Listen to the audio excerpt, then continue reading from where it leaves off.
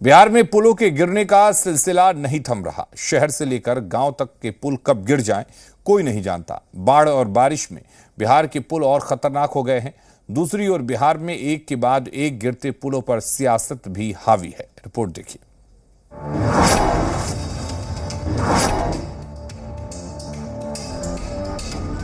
बिहार में पुल हादसों से सरकार कब सबक लेगी, ये बड़ा सवाल है, क्योंकि बिहार में अब भी कई पुल हैं जो कभी भी धड़ाम हो सकते हैं। बेगूसराय के मटिहानी के मुनियप्पा पंचायत में पुलिया भ्रष्टाचार की भेंट चढ़ गई। 15 दिन पहले ही इस पुलिया का निर्माण पूरा हुआ था।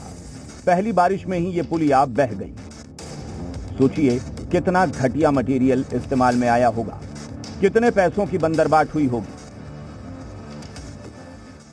इस वक्त हम खड़े हैं बेगूसराय के मनियप्पा पंचायत में, जहां एक पुल कुछ दिन पहले ही, छोटा पुल है ये, इसको कहता है भवरा पुल, जो कुछ दिन पहले ही निर्माण किया गया था, लेकिन पानी के वजह से ये पुल जमीन दोष हो गया। आप देख सकते हैं तस्वीर के माध्यम से किस तरह से भ्रष्टाचार के आगोश में जो ये भवरा पुल समा गया है। लोगों का कहना है कि कुछ दिन पहले ही लाखों रुपये की लागत से इसको निर्माण किया गया, लेकिन इसके बावजूद भी ये थोड़ी सी पानी में ये पुल जो है जमीन दोष हो गया।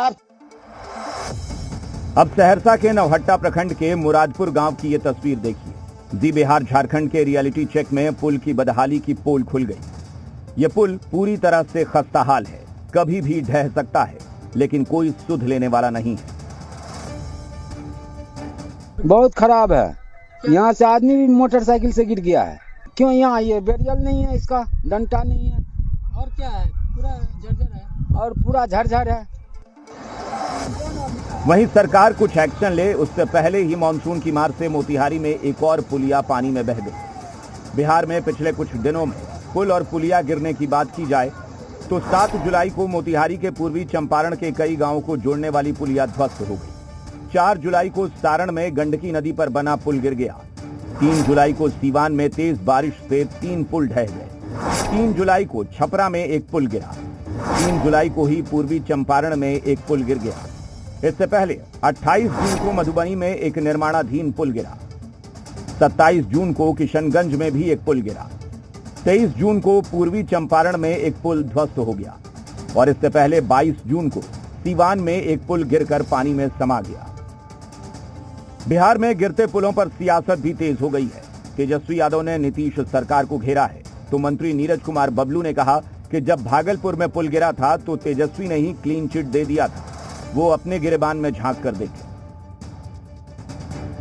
लगातार पुल गिरे जा रहे हैं और इस पे सरकार प्रशासन एकदम चुप्पी साधी हुई है। ऐसा लगता है कि ये बहुत मामूली सी बात है और ये मतलब परंपरा बनती जा रही है।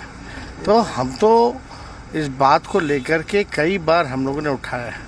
खास तौर पे पुल गिरने का मामला हो, भ्रष्टाचार का मामला हो, कोई भी सत्ता में बैठा हुआ एक व्यक्ति नहीं है जो जिम्मेदारी लेकर के इस बात को बताने का काम करे।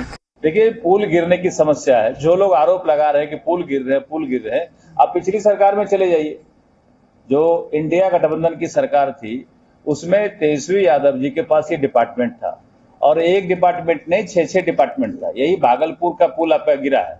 आपको याद होगा, आप मीडिया के लोग हैं, आपको याद होगा कि उस पुल का पहले जांच हुआ था और तेजस्वी यादव जी ने क्लीन चिट दिया था कि ये पुल अच्छे तरीके से, बेहतर तरीके से बन रहा है।